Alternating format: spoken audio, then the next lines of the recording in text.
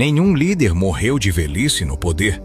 Um roubou bilhões e terminou abandonado pelos mesmos aliados que o protegiam.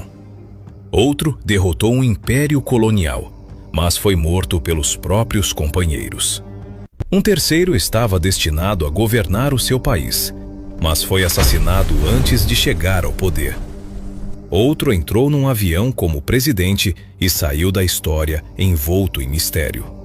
E talvez o mais assustador seja isto: muitos desses homens não foram derrotados pelos seus inimigos, foram derrotados pelos amigos, pelos aliados, pelo sistema ou pela própria ambição. Então a pergunta é: África destrói os seus líderes? Ou seus líderes acabam destruindo a África? Mobutu Sese Seko. Durante décadas, apresentou-se como o homem forte do Zaire, atual Congo. Acumulou uma das maiores fortunas pessoais da história africana enquanto o país mergulhava na pobreza. Quando a rebelião de Laurent Kabila avançou sobre Kinshasa, os antigos aliados estrangeiros abandonaram-no. Fugiu do país. Morreu exilado em Marrocos, doente e isolado. O homem que parecia indestrutível terminou sozinho. O ditador que roubou bilhões morreu sem conseguir salvar o próprio império.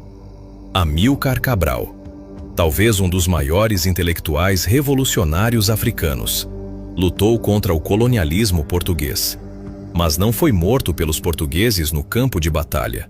Foi assassinado por membros do próprio movimento de libertação. Há poucos meses da independência, o homem que derrotou um império foi morto pelos próprios companheiros. Chris Hani era considerado por muitos o sucessor natural de Nelson Mandela, popular entre jovens e trabalhadores. Em 1993, foi assassinado em frente à sua própria casa. A África do Sul esteve à beira de uma guerra civil. Muitos acreditam que a sua morte alterou completamente o futuro político do país.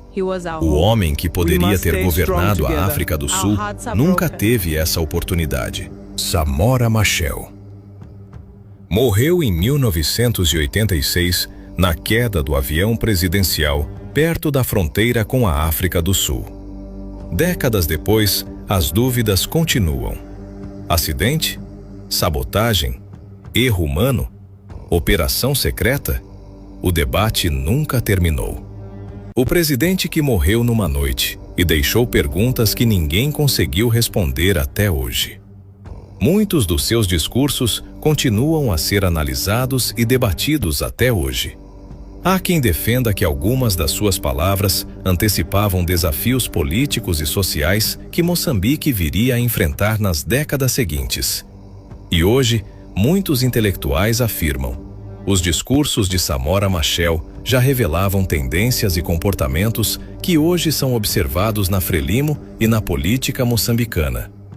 Se Samora Machel tivesse governado Moçambique por mais tempo, teria conduzido o país por um caminho diferente?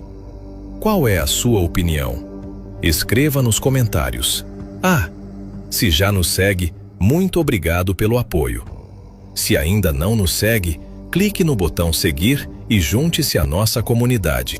Félix Roland Moumier combatia o domínio colonial francês. Foi envenenado durante uma reunião em Genebra. A morte ocorreu longe de África, mas a mensagem foi enviada para todo o continente. Nem a Europa foi suficiente para protegê-lo. Eduardo Mondlane, fundador da luta de libertação moçambicana, morreu após a explosão de uma encomenda-bomba em 1969. Até hoje existem debates sobre os responsáveis e os interesses envolvidos. A sua morte mudou o rumo da luta pela independência. O homem que sonhou com Moçambique independente morreu antes de vê-lo nascer. Jonas Savimbi, fundador e líder da UNITA durante décadas, foi uma das figuras mais influentes e controversas da história de Angola. Combateu primeiro o colonialismo português e, depois da independência, tornou-se o principal adversário militar do governo do MPLA, durante uma das guerras civis mais longas e devastadoras de África. Durante anos, foi apoiado por potências estrangeiras no contexto da Guerra Fria. Para os seus apoiantes, era um resistente que lutava contra um regime de partido único. Para os seus críticos, era um comandante que prolongou uma guerra que custou centenas de milhares de vidas.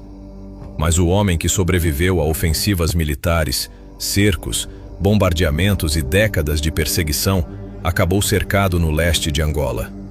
Em fevereiro de 2002, foi morto durante um confronto armado na província do Mochico. Poucas semanas depois, a guerra que consumira Angola durante quase 3 décadas aproximava-se do fim.